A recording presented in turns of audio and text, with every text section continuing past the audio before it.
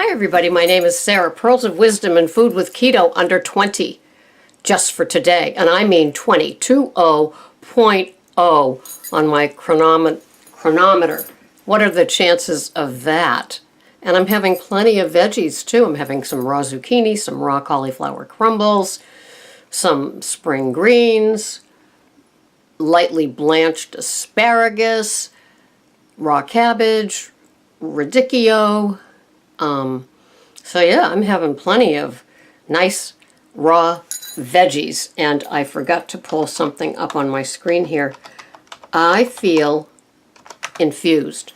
And I went for my walk and I wasn't quite sure who I was going to listen to. And then I was listening to somebody while I was getting dressed in my into my walking clothes, and all of a sudden, this came up with Dr. Westman.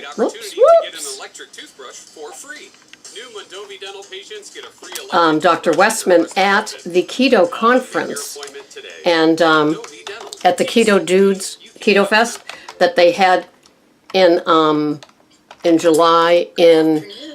Casey Durango here. Whoops, there's Casey. They had it in New London, Connecticut. And he gave a talk. And so I feel like I'm infused. Oh, these little tendrils that have to grow out. It's just annoying. Anyway, so, but enough about my hair. The Keto Dudes had a Keto Fest in New London, Connecticut in July of 2017, and they had dynamite speakers, and they're starting to release some of the podcasts from that, and Dr. Westman was one of them. And I have to tell you that this is like getting a shot of B12 or, oh God, there was this energy drink, and it was, I guess it was 80 proof, I came to find out. But it was this like tonic that you could take a tablespoon of or something for like this big boost. Well, yeah, it's the alcohol running through your veins at like 6 in the morning when you you think you're I know, it's right there. It's right there. As soon as I stop recording, I'll remember it. But this is a podcast of Dr. Westman at the Keto Festival. And it is awesome. It is 49 minutes. And it is the best, you know, I mean, we always have best of and things like that as we go along. But seriously, folks, wow. It's 49 minutes, so I'd like you to find the time in your weekend to have a look at it. All you have to do is type in Dr. Westman at Ketofest 2017. Let me show you what it looks like.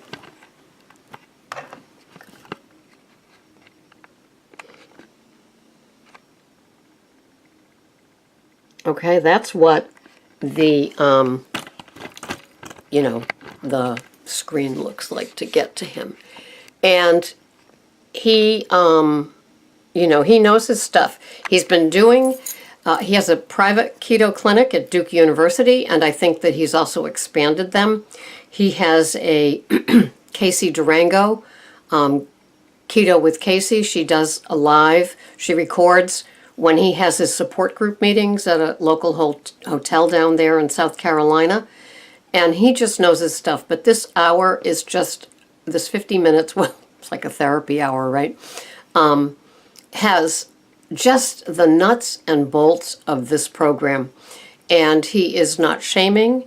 He is, he's find your own way, very supportive of that, within guidelines. And he's very much the kind of doctor that if it works for you, keep doing it. You know, some of us like our charts and graphs and trackers and weighing and measuring, and then other people just go real easy on the carbs and only have the good carbs, he calls, are vegetables. And so a lot of us do that, although I have some cheeses and I do have heavy whipping cream and I do have eggs, and sometimes I like my organic sweet Italian sausage by DeLuigi, and those things have carbs in them too. But I'm not having 20 carbs worth of gum like I used to have. Oy vey is all I can say about that. I didn't know what I didn't know. And he says he has to be very careful about saying carbohydrates because a lot of people feel that carbs meant carbonated, and so they think it's not having anything carbonated. And carbonation is I guess it's a no-no if you've had any bariatric surgery. I guess it does things that you don't want it to do if you've had it. So, but I'm sure they stress that when you get your guidelines of what you can eat and things like that and what to avoid after that.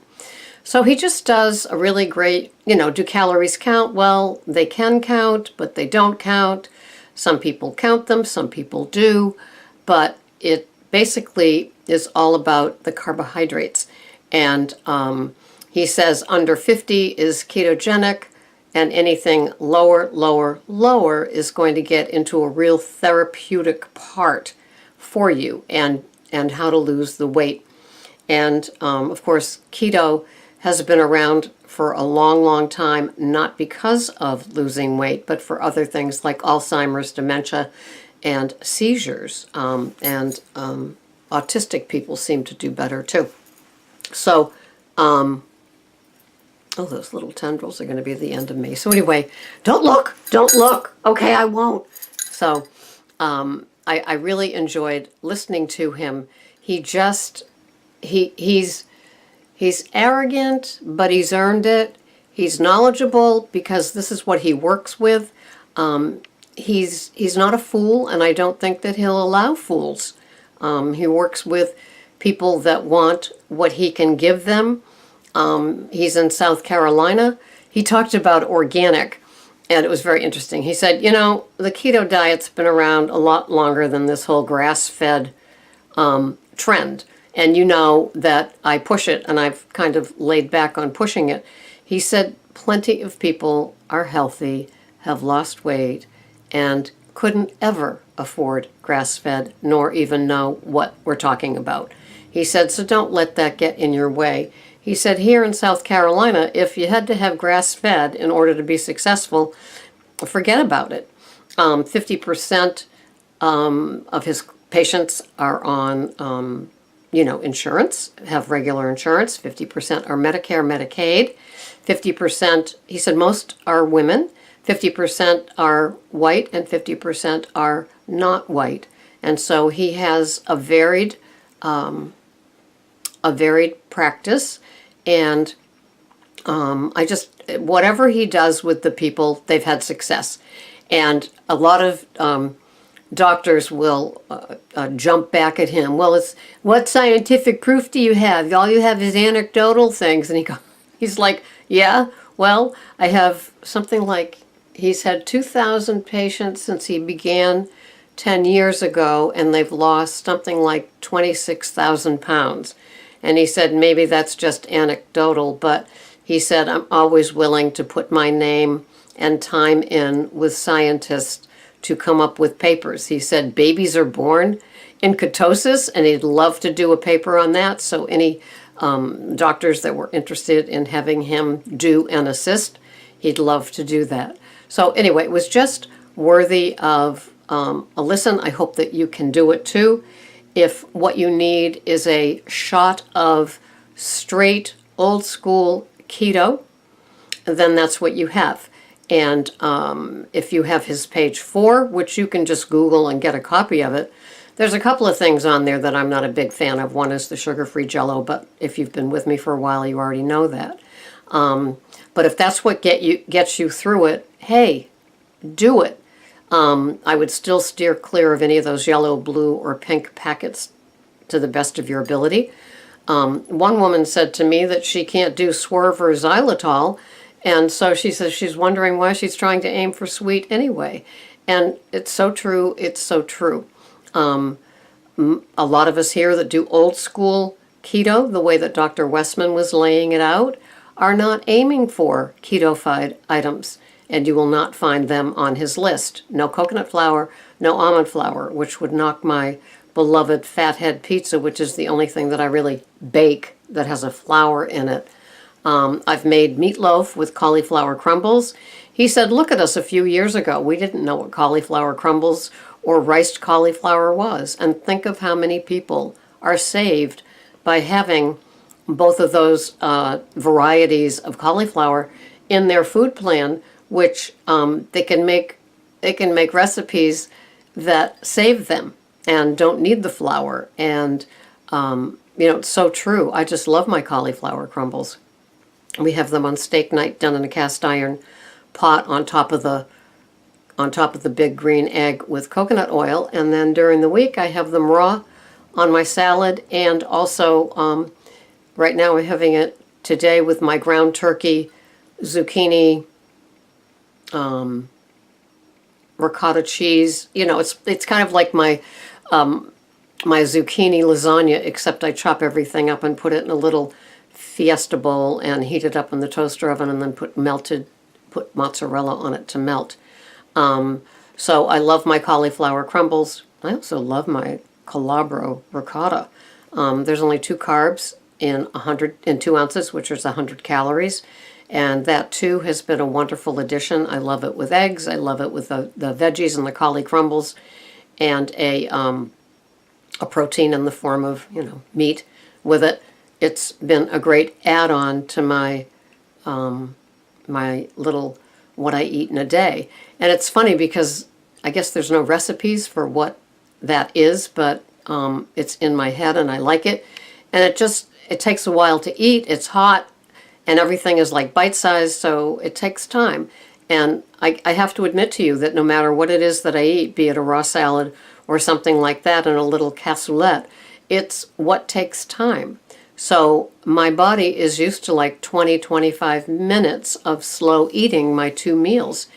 And by the time I get done, I'm not hungry at dinner after the end of the meal, but I am, my mental hunger says you're still hungry after I have my lunch, which is usually pretty substantial. So all I have to do is wait 20 minutes and it happens, meaning the fullness happens, and then I go about my day and I don't even give it a thought.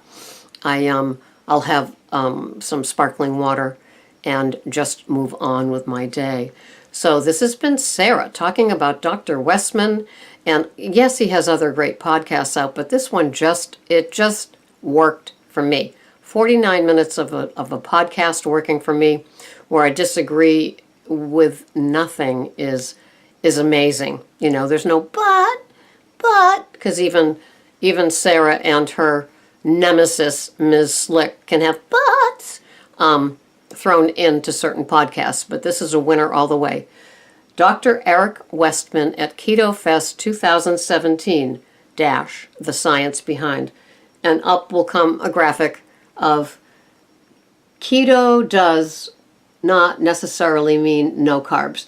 And the good carbs are all kinds of vegetables. It would make a great poster if he wanted to sell it. And bad carbs, high glycemic, which potatoes, sodas, I think popcorn, Fritos, and candy bars, or Quest bars, which are candy bars with a wig, as we know. Anyway, this has been Sarah, Pearls of Wisdom and Food. Do enjoy your day. If you're keto, keep on being it. And if you're not keto and you do something else and you just need motivation, well, you've come to the right place. I try to be motivating even if you're still having grains and sugars and doing Weight Watchers and the other places. It's all good if it works for you. Thanks for watching. I'll see you the next time. Bye-bye for now.